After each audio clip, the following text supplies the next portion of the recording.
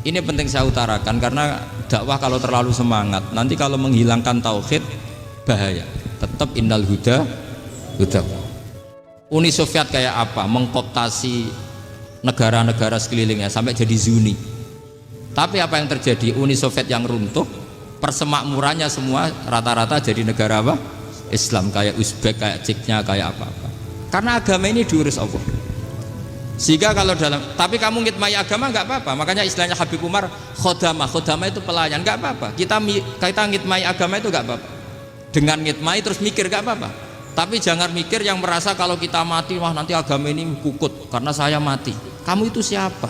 Agama Islam ini tidak pernah dipasrahkan kamu. Diurus oleh Allah Subhanahu wa taala sendiri.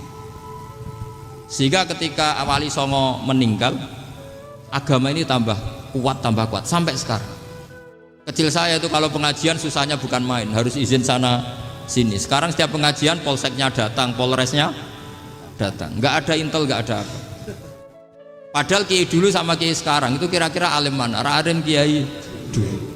Mbah Hasyim Asy'ari itu ngarang kitab sampai dibaca di Yaman. Saya sering baca juga kitab beliau, Risalatu Ahli Sunnah wal Jamaah. Kiai sekarang mau terjemah aja kadang salah memahami. Tapi ya Islam tetap jalan karena Islam ini dikawal, dijaga oleh Allah Subhanahu wa taala.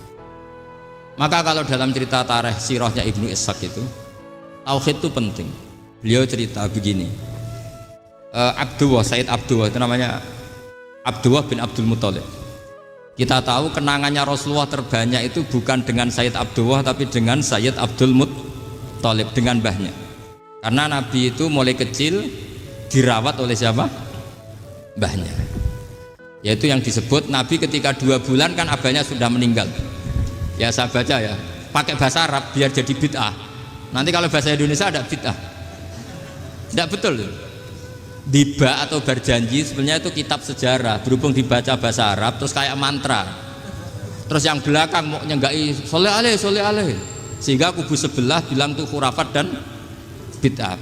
Coba diterjemah ini, coba nanti saya baca bahasa Arab.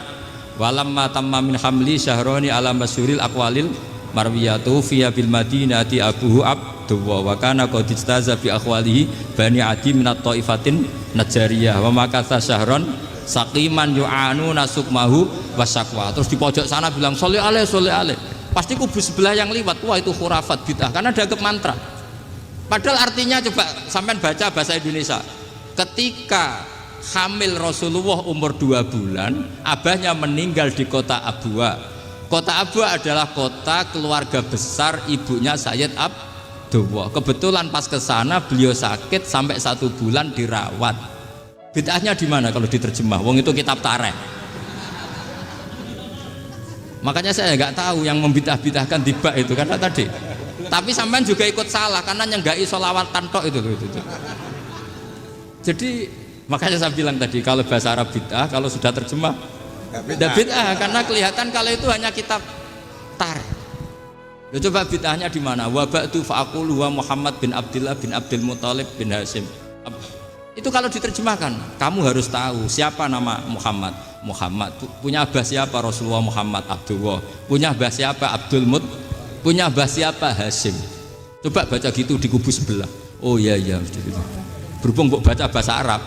Wa ba'du faqulu wa Muhammad bin Abdullah bin Abdul Muthalib bin Jadi itu hanya salah baca saja.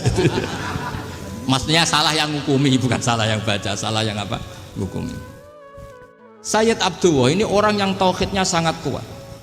Sayyid Abdul Muthalib lebih kuat lagi. Saya cerita sedikit betapa pentingnya tauhid.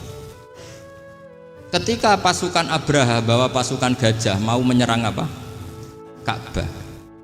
Itu sebelum menyerang itu semua aset-aset milik orang kafir Quraisy, milik orang Quraisy lah. Itu ditawan, diambil, termasuk milik Sayyid Abdul Muthalib, milik Abdul Muthalib. Terus ketika mau masuk Ka'bah, mau masuk Mekah, kata Abraha, man sayyidu hadal wadi, siapa yang kamu tuakan, yang kamu pertuan di sini? Oh, Abdul Muthalib. Abdul Muthalib itu dipanggil, itu auranya luar biasa. Abraha yang di tempat perkemahannya itu harus duduk di atas karena dia raja, itu duduk di atas gak berani. Saking wibawanya Abdul Muttalib, ini mbahnya Rasulullah.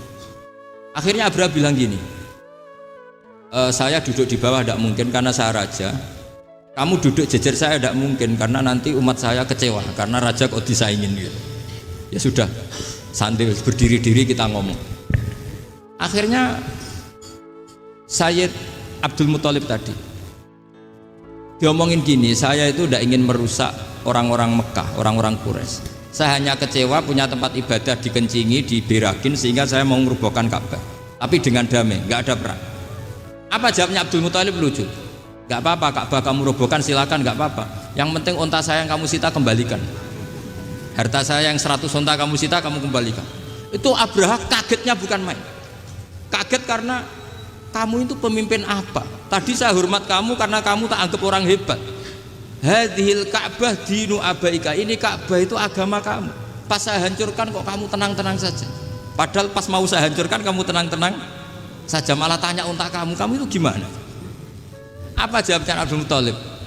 Inna lihadal baiti robban hamahu, sebab Ka'bah itu ada yang punya dan pasti akan melindungi Ka'bah.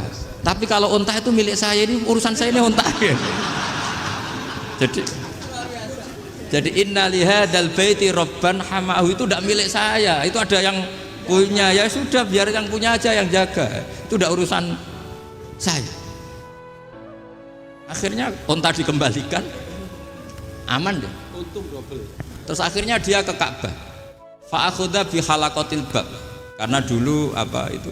Halaqatil bab. Karena dulu itu yang dipakai apa itu? Pegangan itu bentuknya apa?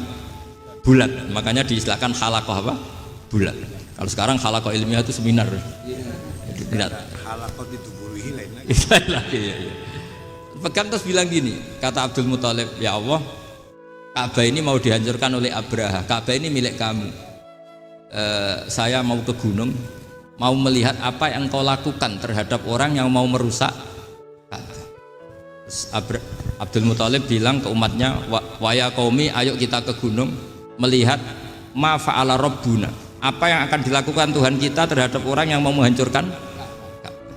Jadi santai saja, santai. Terus Abdul Muttalib naik gunung sama orang-orang Quraisy. Abraha datang mau merusak Ka'bah, terus terjadi alam taro kaifa fa'ala rabbuka bi ashabil fil. Itu melihat.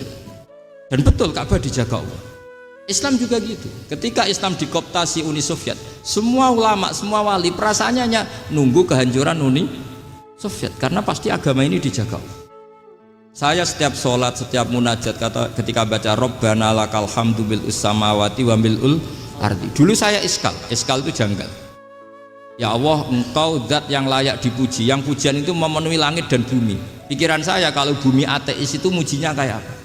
Tapi Masya Allah, ketika saya datang di Korea, bumi ateis, ternyata di sana banyak masjid, banyak tasbih, bahkan ada sakduna di sana.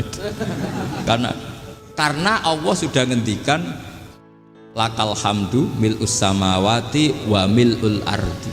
Dan sekarang nyata, semua bumi ateis, bumi apa saja, ada tasbihnya, ada tahmidnya.